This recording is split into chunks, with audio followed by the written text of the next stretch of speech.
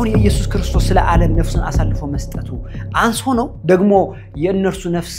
ለወንድሞቻቸው አሳልፎ መስጠት ያስፈልገው አሕዛብ በመንፈስ ቅዱስ ተቀድሰው የተወደደ መስዋዕት ሊሆኑ ለማን ለእግዚአብሔር ማለት ነው መስዋዕትነት ደግሞ ምንድነው ቤዛ ነው በድንግል ማርያም የሰማዕትነት ኑሮ ይህ ኃጢአተኛ ዓለም ይድናል ቅዱስን ዕጣን ወደ ሸረጣን መቀየር የለባቸው ወደ ሟርት ወደ እርግማን ዓለምን ለማዳን ቅዱሳን ያዘጋጀበትን አሰራር መቃወም የለባቸው የሰማዕትነት ኑሮ የግድ መሰቀል ማለት አይደለም እየመሰከሩ የሰው ፊት ሲገርፋቸው ከዛ ይጀምራል ሰማዕትነታቸው ይሄ ዋጋ ቤዛ መክፈል ይባላል ለሌሎቹ ማለት ነው ቤተክርስቲያናችን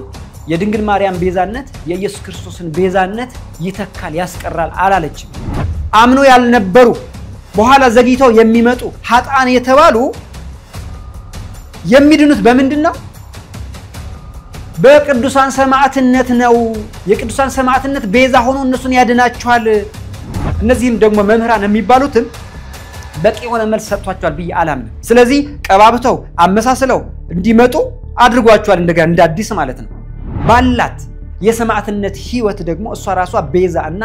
ሰማዕት አማላጅ አዳኝም ዓለምን የምታድን መሆኗ በመጽሐፍ ቅዱስ እናገራለሁ በእርሷ ተፈጽሞ የምህረት ኪዳንም ከፈጣሪዋ ጋር ስለተጋባች ስሟም ኪዳነ ምህረት ተብሎ ተጠራ ስለዚህ መጽሐፍ ቅዱሳዊ ነው ማለት ነው ቅዱሳንም ቤዛ መሆን አይችሉም ፍጡራን ቤዛ መሆን አይችሉም ብሏል ይሄ ደግሞ ሽታው የኦርቶዶክሳውያን ሳይሆን የፕሮቴስታንቶቹ የተቃዋሚዎቹ ሽታ እንደሆነ የሚያሳይ ነው ብለው ነው የተናገሩት ስለዚህ ይሄንን የሚመጥን መልስ ነው ወይም ደግሞ ይቅርታ ነው መጠየቅ ያለበት ማለት ነው እንግዲህ ይቅርታ ሊጠይቁ መጡ ብለን ስንል እሳቸው ግን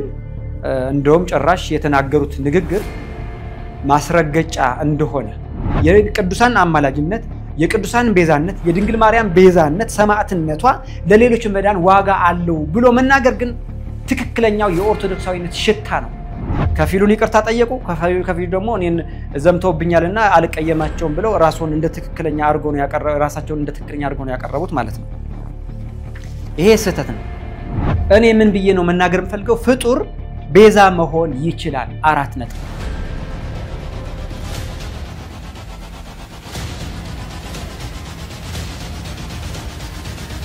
ሰላም ጤና ይስጥልኝ ውድ ተመልካቾቼና አድማጮቼ እንዴት ናችሁ እኔ ወንድማችሁ ረምሃይ በየነ ነኝ ሰሞኑን አንድ አባት አቡነ ገብርኤል የተባሉ ሊቀ ጳጳስ በሰጡት ትምህርት ብዙዎች አባቶች ሊቃውንት ምላሻቸውን ሰጥተዋል እና ያ ምላሽ ደግሞ በቂ ነው ብዬ ስላላመንኩኝ እሱን ደግሞ ቀባብተው እንደ አዲስ ማስተባበያ ለመስጠት እድል ሰጥቷቸዋል ብዬ ስላሰብኩኝ ከዚህ የበለጠ በመጽሐፍ ቅዱስ የሳቸውን የምንፍቅና ትምህርት መግለጽ እችላለሁኝ ብዬ ስላሰብኩኝ ምንም እንኳን የሆኑ ታናሽ በሆን ያንን ቅንዓት ተሰምቶኝ አሁን መጥቻለሁ ለእናንተ ለመስጠት አብራችሁኝ ሁኑ እሳቸው እዛ በታየው ቪዲዮ ላይ የተናገሯቸው ንግግሮች አሉ አንዱ ምንድነው ፍጡር ቤዛ መሆን አይችልም የሚል ነው ቤዛ ማለት ስለሌላው ተላልፎ መሰጠት ማለት ነው ነይ እምዬ ማርያም ቤዛነሽ አሉ ለዓለም መባሉ ስህተት ነው ብለዋል ቤዛነሽ አሉ ለዓለም ተብሎ አይሰበክም ብለዋል ቤዛ ቀዳሚ ተከታይ የሌለው አንድ የእግዚአብሔር ልጅ ብቻ ነው ብለዋል እንግዲህ እዚህ ላይ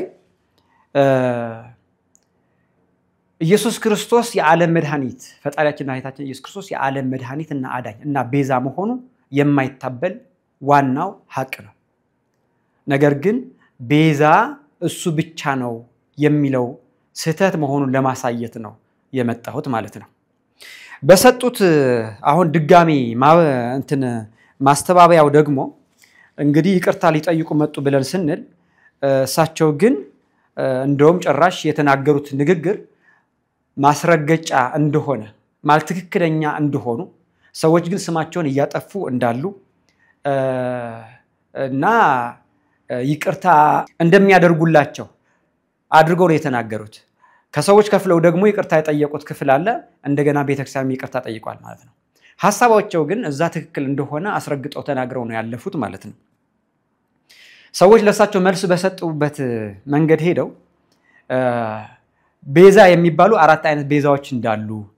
እነዚህ አራት አይነት ቤዛዎች ደግሞ በገንዘብ ወይም ደግሞ በቁስ የእንስሳ ቤዛ የሰው ቤዛ እንዳለና ዋናው ግን ትልቁ ኢየሱስ ክርስቶስ እንደሆነ ቤዛ ተናግረዋል ማለት ነው።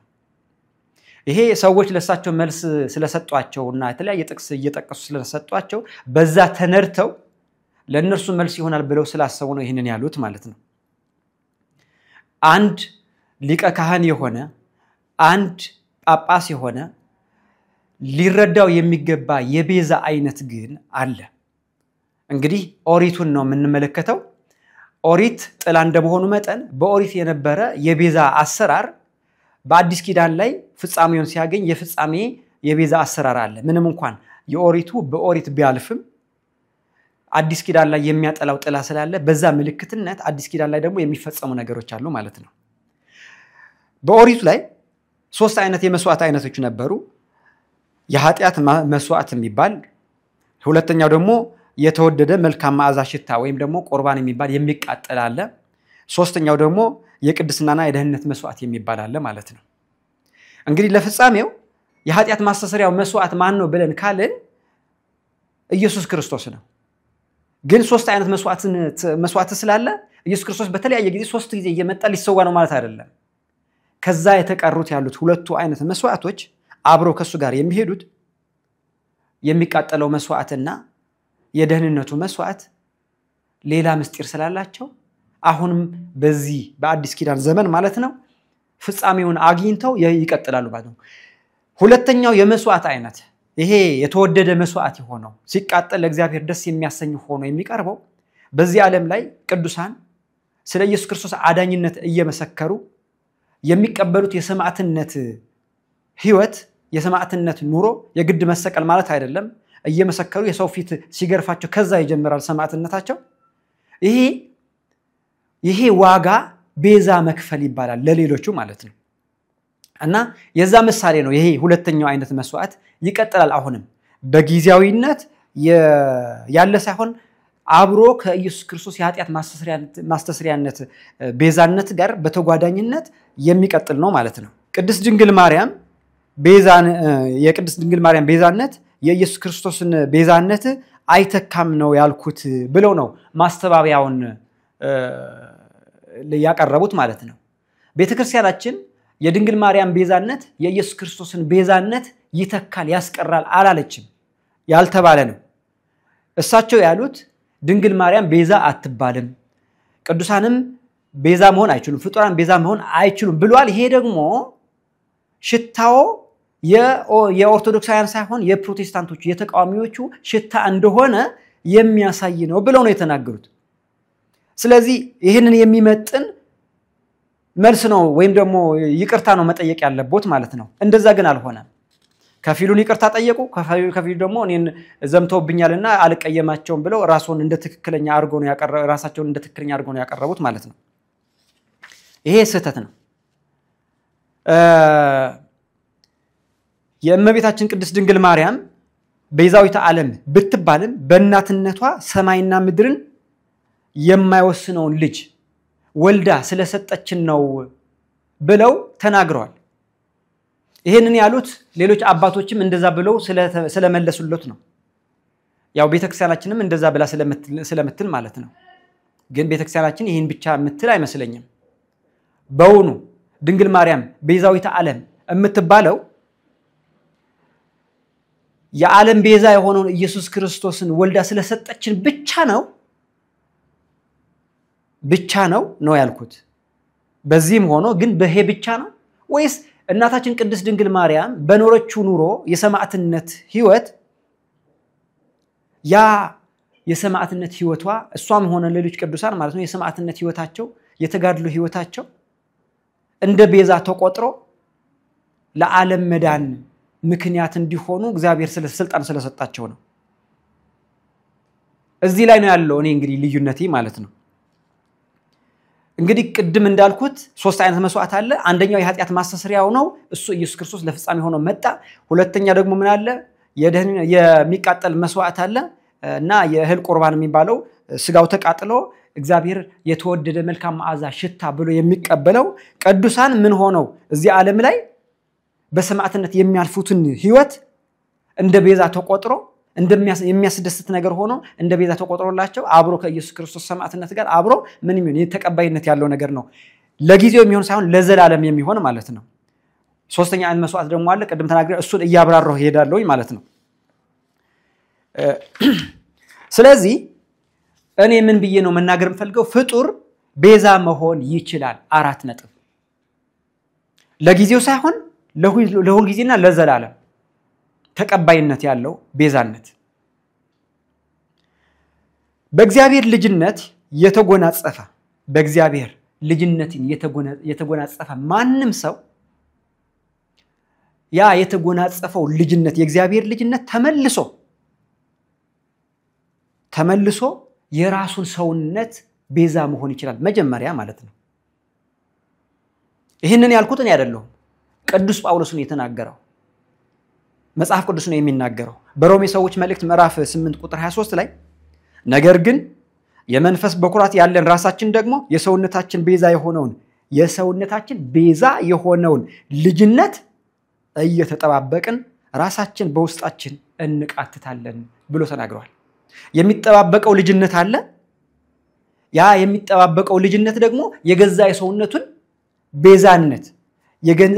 ቤዛ የሆነ ነው ማለት ነው ልጅነቱ ቤዛነቱን አስገኝቶለታል ማለት ነው እግዚአብሔር ልጅ ተብሎ ነውና ኢየሱስ ክርስቶስ ራሱን አሳልፎ ቤዛ የሆነው በኢየሱስ ክርስቶስ ልጅነት ደግሞ ውስጥ ገብተው ያን ስልጣን ሰጥቷቸው ያ የልጅነት የእግዚአብሔር ልጅነት ስልጣን ደግሞ የገዛ ሰውነታቸውን ቤዛ እንዲሆን አስገኝቶላቸዋል ማለት ነው ይሄ ቅዱስ ጳውሎስ የተናገረው ነገር ነው እንደገና ቤዛ ማለት ስለ ሙታን መከራን መቀበል እና መሞት ማለት እንደሆነ ይታወቃል ስለ ሙታን ስለሚጠፉ ስለሌሎች ቤዛ ወይ ምትክ ወይ ፋንታ ሆኖ መሞት እንደሆነ ይታወቃል ስለዚህ ቅዱስ ጳውሎስ ደግሞ ምን ብሏል ቅዱሳን ስለሌሎች ራሳቸውን ስለሙታን ማለት ነው አሳልፈው እንደሚሞቱ ራሳቸውን እንደሚሰጡ እንደሚሞቱ ተናግረዋል ማለት ነው በአንደኛ ቆሮንቶስ ሰዎች መልእክት ምዕራፍ 15 ቁጥር 29 ለምን ይላል እንዲያማ ካልሆነ ስለሙታን የሚጠመቁ ምን ያደርጋሉ ሙታንስ ከቶ የማይነሱ ከሆነ ስለ እነርሱ የሚጠመቁ ስለምንድር ነው እኛስ ዘወትር በሚያስፈራ ኑሮ የምንኖር ስለምንድር ነው በጌታችን በክርስቶስ ኢየሱስ ባለኝ በእናንተ ትምክህት እየማልሁ ወንድሞች ሆይ እለት እሞታለሁ እንደ ሰው በኤፌሶን ከአውሬ ጋር ከታገልሁ ሙታንስ ከቶ የማይነሱ ከሆነ ምን ይጠቅመኛል ይላል ስለዚህ መጠመቅ ማለት በደም መጠመቅ ማለቱ ነው ሰማዕትነት ማለቱ ነው ግን እነዚህ ሰማዕትነት የሚቀበሉት ሙታን የማይነሱ ከሆነ ለምንድነው ስለነርሱ የሚጠመቁት እያለ ነው ቤዛ ሆኖ ለምን ለነርሱ ይሞትላቸዋል ነው እያለ ያለው ማለት ነው እንዲህ ያለ የቅዱሳን ጥምቀት መከራ ሞት ስለሙታን መነሳት የሚደረግ ነው አለ ቅዱስ ጳውሎስ አቡነ ገብርኤል ግን ፍጡራን ስለ ፍጡራን አልሞቱም ቤዛ አልሆኑም መሆንን አይችሉም ብለው ተናገሩ ይሄ ቅዱስ ጳውሎስ የተናገረውን መቃረን ነው ቅዱስ ጳውሎስ ደግሞ ምን ብሎ ተናግሯል እኛ ካስተማርናችሁ ውጪ የሰማይ መልአክም ቢሆን ቢሰብክላችሁ የተረገመ ይሁን ብሎ ተናግሯል በጣም ጥሩ በሌላ በኩል የኢየሱስ ክርስቶስን ፍቅር በተግባር መኖርና አርአያውን መከተል ማለት ምን ማለት ነው በትርጉም ደረጃ በአንደኛ ዮሐንስ መልእክት ምዕራፍ 3 ቁጥር 16 ላይ እርሱ ስለኛ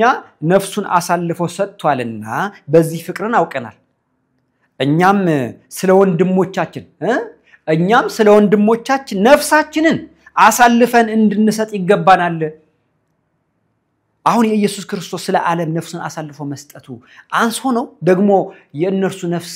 ለወንድሞቻቸው አሳልፈው መስጠት ያስፈልገው አይደለም በእምነት የኢየሱስ ክርስቶስን ልጅነት ስለተቀበሉ የእርሱን አካል መሆን ስለቻሉ ራሳቸውን በሥራ ከኢየሱስ ክርስቶስ ማስተባበር ስለነበረባቸው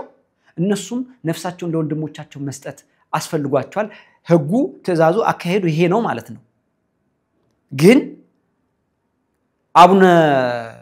ገብርኤል ግን ይሄንን በሚቃረን መልኩ ነው እየተናገሩ ያሉት ማለት ነው እንደገና ደግሞ በመዝሙር 49:50 ላይ ቁጥር 5 ላይ ማለት ነው ከእርሱም ጋር ለመስዋዕት ኪዳን የቆሙትን ቅዱሳንን ሰብስቡለት ይላል እንዴ ከኢየሱስ ክርስቶስ መስዋዕትነት ጋር አብረው መስዋዕት ሊሆኑ ለመስዋዕት ኪዳን የቆሙትን ምን አድርጉለት ሰብስቡለት እነሱ ይሰበሰባሉ ግን ለመስዋዕት ኪዳን ግን ራሳቸው ምን አድርጓል ቆመዋል ከኢየሱስ ክርስቶስ መስዋዕት ጋር ማለት ነው ስለዚህ በዚህ ትንቢት መሰረት ኢየሱስ ክርስቶስ መጣ ተሰቀለ ሰማዕት ሆነ ቤዛ ሆነ እንደዚሁም ደግሞ በዚህ ለሚያምኑት ሁሉ ደግሞ ስልጣን ሰጣቸው ቤዛ የመሆን ስልጣን የልጅነት ስልጣን ሰጣቸው ማለት ነው ከተሰጣቸው መካከል ህዝቦች ወይም አህዛብ የሚባሉት የምንባል የነበርነው ከእስራኤላውያን ውጪ የሆነው የዓለማችን ክፍሎች ነን ማለት ነው ስለዚህ ቅዱስ ጳውሎስ ደግሞ እንደዚሁ የተወደደ የተቀደሰ በመንፈስ ቅዱስ የተቀደሰና የተወደደ መስዋዕት አድርገው አህዛብ ወይም ደግሞ ከአህዛብ የተመረጡት ቅዱሳን ራሳቸውን ለእግዚአብሔር እንዲያቀርቡ በኢየሱስ ክርስቶስ ለአህዛብ የተሾመ ካህን ተደርጎ ተቀምጠ አገልግሏል ማለት ነው ይሄ ያለው የት ነው በሮሜ ሰዎች መልእክት ምዕራፍ 15 ከቁጥር 15 እስከ 16 ላይ ምን ይላል ነገር ግን አህዛብ በመንፈስ ቅዱስ ተቀድሰው የተወደደ መስዋዕት ሊሆኑ ለእግዚአብሔር ወንጌል እንደ ካህን እያገለገልኩ ለአህዛብ የክርስቶስ ኢየሱስ አገልጋይ እሆን ዘንድ ከእግዚአብሔር በተሰጠኝ ጸጋ ምክንያት ተመልሼ ላሳስባችሁ በአንድ ቦታ በድፍረት ጻፉላችሁ ብሎ ተናግሯል አሁን ያልኳችሁ ነው አህዛብ በመንፈስ ቅዱስ ተቀድሰው የተወደደ መስዋዕት ሊሆኑ ለማን ለእግዚአብሔር ማለት ነው መስዋዕትነት ደግሞ ምንድነው ቤዛ ነው ቤዛ መሆን ነው ስለዚህ ከኢየሱስ ክርስቶስ እስራኤልን መበጀት ወይም ደግሞ ከኢየሱስ ክርስቶስ እስራኤልን መበጀት ቤዛ ሆኖ ማዳን ጋር አብረው ሳይለዩ ጳውሎስ በቃሉ ያገለገላቸው አህዛብ ወይም ህዝቦች የሆኑት ግብጻውያን ኢትዮጵያውያን እና ሳባውያን ወይም በዚህ በዘመንኛው አገላለጽ ተጋሩ ማለት ነው አብረው ለእስራኤል መዳን ቤዛ ወይም ፋንታ ወይም ምትክ ሆነው ተሰጥተዋል ኢሳይያስም ተነበየ አሁንም በአዲስ ኪዳን ትንቢቱ ተፈጽሟል ቃሉ ያለው በትንቢተ ኢሳይያስ ምዕራፍ 43 ከቁጥር 1 እስከ 4 ላይ ነው አሁንም ያዕቆብ ሆይ የፈጠረ እስራኤልም ሆይ የሰራህ እግዚአብሔር እንዲህ ይላል ተበጅቻለሁና አትፍራ በስምህም ጠርቻለሁ አንተ የኔ ነህ በውሃ ውስጥ ባለፍህ ጊዜ ካንተ ጋር እሆናለሁ በወንዞችም ውስጥ ባለፍህ ጊዜ አያሰጥሙህም በእሳትም ውስጥ በሄድህ ጊዜ አትቃጠልም ነበልባሉም አይፈጅህም ለምን እኔ የእስራኤል ቅዱስ አምላክ እግዚአብሔር መድኃኒት ነኝ ግብጽን ላንተ ቤዛ አድርጌ ኢትዮጵያንና ሳባንም ላንተ ፋንታ ሰጥቻለሁ በአይኔ ፊት የከበርህና የተመሰገንህና እኔም ወድጄሃለሁና ስለዚህ ሰዎችን ላንተ አህዛብንም ለነፍስህ ሰጥቻለሁ ይላል እንግዲህ እስራኤል ማለት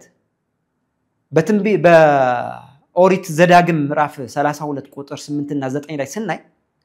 እግዚአብሔር የፈጠራቸው መልአተ ፍጥረት ምልክቶች ናቸው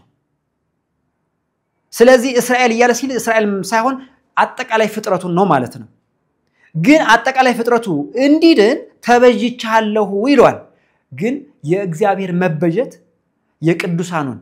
የግብጻውያንን የኢትዮጵያውያንን የሳባውያንን ቤዛ ሆኖ ፋንታ ሆኖ ምትክ ሆኖ ሰማዕት መሆንን ከልክሏል ወይስ ፈቅዷል ስለዚህ የቅዱሳንን ሰማዕትነትና ቤዛነት የኢየሱስ ክርስቶስን ሰማዕትነት አያስቀርም የቅዱሳኑ ሰማዕትነት ቤዛነት የኢየሱስ ክርስቶስን ሰማዕትነት ቤዛነት አያስቀርም የኢየሱስ ክርስቶስም ቤዛነት ቅዱሳን ሰማዕትና ቤዛ እንዳይሆኑ ለዓለም መዳን ምክንያት እንዳይሆኑ አይከለክልም ይልቁንስ ስልጣንን ይሰጣቸዋል በኦሪት ጊዜ ነቢያት ለራሳቸው ይሞታሉ እንጂ ያንን ስልጣን አልነበራቸው ሌላውን የማዳን ቤዛ የመሆን ምትክ የመሆን ፋንታ የመሆን ስልጣን አልነበራቸው አንድ ጊዜ ኢየሱስ ክርስቶስ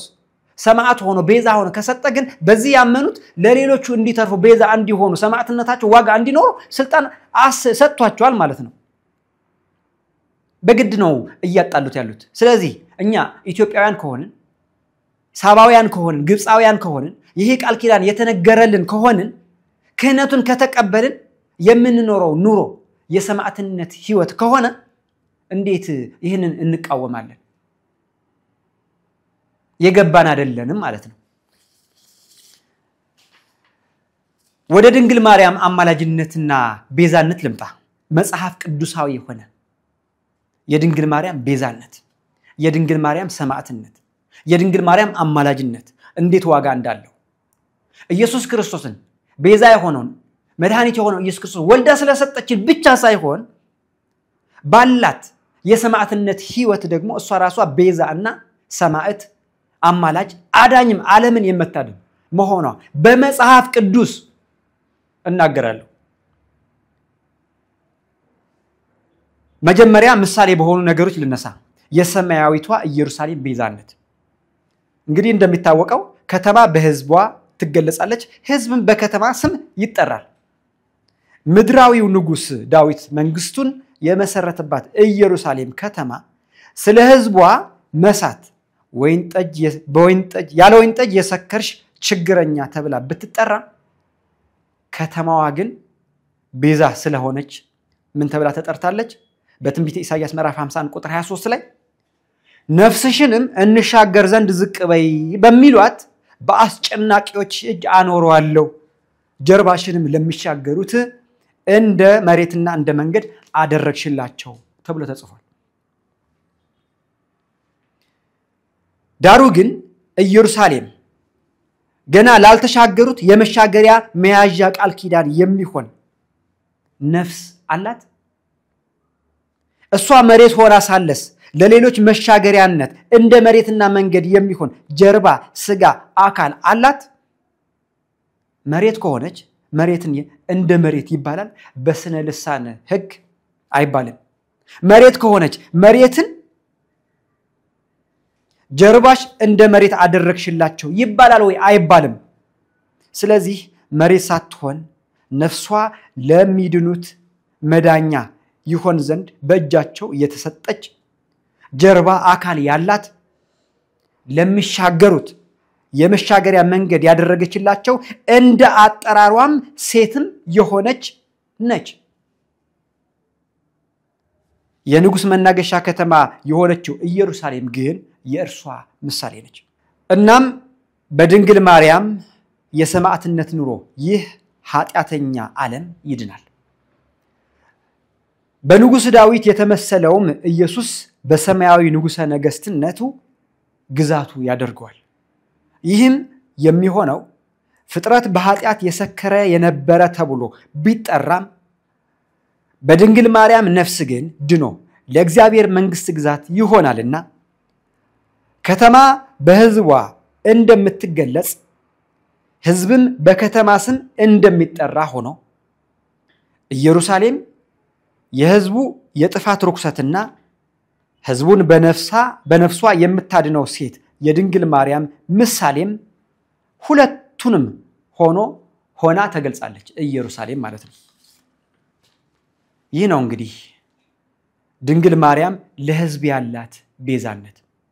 ነፍስሽንም እንሻገር ዘንድ ዝቅ በይ በሚሏት በአስጨናቂዎች እጅ አኖረዋለሁ ጀርባሽንም ለሚሻገሩት እንደ መሬትና እንደ መንገድ አደረግሽላቸው የሚለው ቃል በእርሷ ተፈጽሞ የምህረት ኪዳንም ከፈጣሪዋ ጋር ስለተጋባች ስሟም ኪዳነ ምህረት ተብሎ ተጠራ ስለዚህ መጽሐፍ ቅዱሳዊ ነው ማለት ነው እንደዚሁም ደግሞ የጽዮን ሴት ልጅ ድምጽ አለ በመጽሐፍ ቅዱስ ይህ ድምጽ የጽዮን ከተማ ድምጽ ወይም ደግሞ የጽዮን መሬት ድምጽ ሳይሆን ጽዮን ሆና ግን ሴት ልጅ ነች። ይሄ የጽዮን ሴት ልጅ ድምጽ በትንቢተ ኤርምያስ ምዕራፍ 4 ቁጥር 31 ላይ ምን ይላል? እንደምታምጥ የበኩሯንም እንደምትወልድ ሴት ድምጽ ሰምቻለሁና የጽዮን ሴት ልጅ ድምጽ በድካም ይሰላል። እጆቿንም ትዘረጋለችና ተገድለው ከሞቱት የተነሳ ነፍሴ ዝላለችና ወዮልኝ አለች ይላል ቃሉ። በኢሳይያስ አገላለጽ ልጇን የወለደችው ያለ ምጥ ነው። አገር እንኳን በአንዴ ልትወልደው የማትችለውን ህዝብ ልጆቿ አድርጋ በአንዴ ስትወልደው ግን በምጥ ምጥ ምን ይሆን ምጥ ማለት? ቃሉ በትንቢተ ኢሳይያስ ምዕራፍ 66 ቁጥር 7 እና 8 ላይ ያለ ሲሆን ሳታምጥ ወለደች ምጥም ሳያገኛት ወንድ ልጅን ወለደች ይላል። ከዛማ በኋላ የማይታመን ነገር አደረገች ሲል ቃሉ እንዲህ ይላል። ከቶ እንዲህ ያለ ነገር ማን ሰምቷል? እንዲህ ያለ ነገር ማን አይቷል? በእውኑ አገር በአንድ ቀን ታምጣለችን? ጥያቄ ነው። አታምጥም አገር በአንድ ጊዜ በአንድ ቀን። ወይስ በአንድ ጊዜ ህዝብ ይወለዳልን? አይ በእውነታው ህዝብ በአንዴ አይወለድም። እና ምን ሆነ? ጽዮን ግን እንዳማጠች ወዲያው ልጆቿን ወልዳለችና አለ። ጽዮን ብዬ ስላችሁ ከተማዋ ጽዮን እንዳይመስላችሁ፣ በእውነታው አገር በአንድ ቀን አትወልድምና በአንድ ጊዜ ህዝቧን አምጣ አትወልድምና ይቺ ያለ ምጥ መለኮት የሆነ ወንድ ልጇን በድንግልና የወለደች ጽዮን ግን እንዳማጠች ወዲያው አገር እንኳን አምጣ በአንድ ጊዜ ልትወልደው የማትችለውን ህዝብ ወልዳለች ልጆቿ አድርጋ ነው እያለ ያለው። መውለድ ምንድነው? ማማጥስ? የሴት ልጅ ምጥ ማለት ለቅዱሳን ለቅሶና ሐዘን መከራም ልመናም ምሳሌው እንደሆነ ኢየሱስ ክርስቶስ በቅዱስ ቃሉ በዮሐንስ ወንጌል ምዕራፍ 16 ከቁጥር 20 እስከ 24 ላይ ገልጾታል። መወለድ መዳን መውለድ ደግሞ ማዳን እንደሆነ በመጽሐፍ ቅዱስ በሰፊው የሚታወቅ ነው። ታዲያ ወንድ ልጇን ያለ ምጥ የወለደችው ጽዮን ህዝቡን ትወልድ ዘንድ ታድን ዘንድ ያማጠችው ምጥ ስለሞቱት ነፍሴ ዛለች አካሌ ሞተችላቸው እኮ እያለች እጆቿን ወደ እግዚአብሔር መዘርጋቷ እሷ ራሷ ቤዛ መሆኗ ብቻ ሳይሆን ቤዛነቷም ህዝቡን እንደሚያድን ቁልጭ አድርጎ አያሳይምን? ስለዚህ ድንግል ማርያም ቤዛዊተ ዓለም ነች። እዚህ ላይ መወላወልም ማስተካከልም አይቻልም። ከተደረገም ክህደት ነው። እንዲያውም ለአገላለጹ ይቅርታ እንጂ ድንቁርናም ነው። በተለይ አባት ሆኖ ይሄ ሲነገር ማለት ነው። ድንግል ማርያም መድኃኔ ዓለምን ወልዳ ስለሰጠችን አይደለም ቤዛዊተ ዓለም የተባለችው፣ ወይም ደግሞ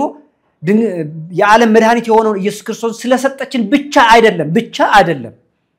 እሷ ራሷ የምትኖረው የሰማዕትነት ህይወት ያሳለፈችው መከራ ሌሎችን ለማዳን የሞተችው ሞት ሌሎችን ለማዳን ምክንያት ስለሚሆን ነው እንጂ ስልጣንን ሰጥቷታልና። እዚህ ላይ አንድ ምስጢር መግለጽ እፈልጋለሁ። ፈጣሪ የሰው ሞት ሞተ። አዎ ይሄ እንዴት ሆነ? በሁለተኛ ሳሙኤል ምዕራፍ 14 ቁጥር 14 ላይ ሁላችን እንሞታለን በምድርም ላይ እንደፈሰሰና እንደማይታፈስ ውሃ ነን፣ እግዚአብሔርም የነፍስን ጥፋት አይወድም፣ ነገር ግን የተጣለ ሰው ፈጽሞ እንዳይጠፋ በምክሩ ያስባል ብሎ ተናግሯል። ስለዚህ የሰው መሞት ምድር ላይ በሚፈስ ውሃ ይመሰላል ማለት ነው። ታዲያ በምሳሌያዊ ሥርዓትና ሕግ ታትሞ ያለ የእግዚአብሔር የማዳን ምክር በኦሪት ዘዳግም ምዕራፍ 12 ቁጥር 23 እና 24 ላይ ነገር ግን ደሙ ነፍሱ ነውና ነፍሱንም ከስጋው ጋር መብላት አይገባህምና ደሙን እንዳትበላ ተጠንቀቅ ካለ በኋላ በምድር ላይ እንደ ውሃ አፍስሰው እንጂ አትብላው ይላል። በምድር ላይ እንደ ውሃ አፍስሰው እንጂ አትብላው ይላል። ስለዚህ በዚህ ምስጢር ውስጥ ነው ያለው የእግዚአብሔር የማዳኑ ምክር ማለት ነው። የውሃው ምድር ላይ መፍሰስ የሰው ልጆች መሞትን ስለሚመስል ወይም ደግሞ ስለሚመስል ነፍስና ሕይወት የሆነው ደምም እንደ ውሃ ምድር ላይ መፍሰሱ ሕያው የሆነው ፈጣሪ የሰዎችን ሞት እንደሚሞት የሚያመለክት ሥርዓት ነበርና በፍጻሜው ፈጣሪ ኢየሱስ ክርስቶስ በመስቀል ላይ ተሰቅሎ እንደ አመፀኛ ሰዎች ተገደለ። ይህ ደም እንደ ውሃ አፈሳሰስ ምድር ላይ የፈሰሰው ፍጻሜው ነው። ፈጣሪ እንደ ሰው አሟሟት የሰውን ሞት ተከትሎ ምድር ላይ ሞቷልና ይሄ ከላይ ወደ ታች ያለ የውርደት ሞት ነው። ፈጣሪ የተዋረደበት የሰዎችን ሞት የሞተበት ነው። ከላይ ወደ ታች የወረደበት ነው። ከዚህ በተቃራኒ ሁለተኛ አይነት ሞት ደግሞ አለ፣ የክብር ሞት ማለት ነው። ሰው የፈጣሪ ሞት መሞት፣ የሰው የፈጣሪን ሞት መሞት። ይህ ደግሞ በተቃራኒ ሆኖ የውሃው እንደ ደም መቆጠርና ለእግዚአብሔር መፍሰስ ተከትሎ የመጣ አዲስ የሞት አይነት ነው። በሁለተኛ ሳሙኤል ምዕራፍ 23 ቁጥር 15 እና ከቁጥር 15 እስከ 17 ላይ ዳዊትም በበሩ አጠገብ ካለችው ከቤተልሔም ምንጭ ውሃ ማን ባጠጣኝ ብሎ ተመኘ። ሶስቱም ኃያላን የፍልስጤማውያንን ሰራዊት ቀደው ሄዱ። በበሩም አጠገብ ካለችው ከቤተልሔም ምንጭ ውሃ ቀዱ፣ ይዘውም ለዳዊት አመጡለት። እርሱ ግን ሊጠጣ አልወደደም። ነገር ግን ለእግዚአብሔር አፍስሶ አቤቱ ይህን አደርግ ዘንድ ከኔ ራቅ፣ በነፍሳቸው ደፍረው የሄዱ ሰዎች ደም አይደለችምን ብሎ ይጠጣ ዘንድ አልወደደም ይላል። እና ለሰማዕትነት ራሳቸውን አሳልፈው በመስጠት የንጉስን መጠማትና መሻት ሊሞሉ የሄዱትን የሶስቱ አለቆች ውሃ ዳዊት እንደ ደም ቆጥሮ ላይጠጣው ለእግዚአብሔር ምድር ላይ ባፈሰሰበት ምሳሌ ኋላ በአዲስ ኪዳን ቅዱሳን እንደ ኢየሱስ ክርስቶስ የእርሱን ሞት ሊሞቱ በነፍሳቸው ቃል ኪዳን ገብተው መሻቱን ሊሞሉ ስለ እርሱ